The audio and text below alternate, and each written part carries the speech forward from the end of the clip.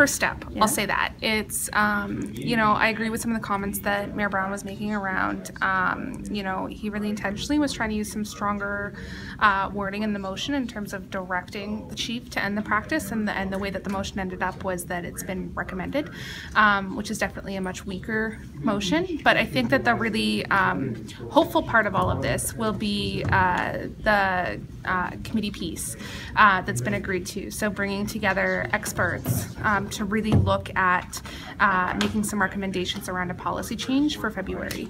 So, you know, one of the gaps that we've really noticed in all of this work as we've had this conversation, and why it's been so difficult to have this conversation, is that the new provincial regulations are really very, very vague, and they leave a lot of room for misinterpretation and a lot of space for bias to still exist in how the practice is implemented.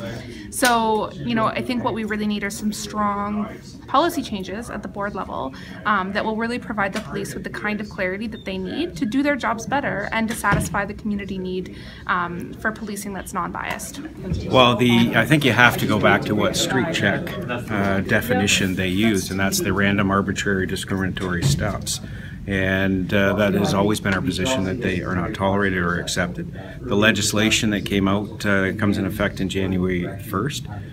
It also stipulates that the interactions shall not be, you know, arbitrary or discriminatory. So the motion from the board essentially is supporting what the legislation is saying. You know, I think it was an important conversation that was had. I think the London City Council, in its unanimous support, called the end of street checks carding, whatever you want to call it. I think, to me, it's just a rebranding. And I think it's an important step in the right direction to have this conversation. It's good to see it came forward to the Police Service Board. You know, I see some progress, but not 100% satisfied, and I think there's still some more advocacy that needs to continue to be happening. And I'm deeply disappointed that only one colleague of mine was supportive of directing the police chief to do such. To see the recommend word, I think waters it down, and I don't think it speaks to the intensity of what the community wanted to see brought forward. I think that City Council sent a really clear message earlier this month when they unanimously endorsed that motion that was received by the London Police Service Board.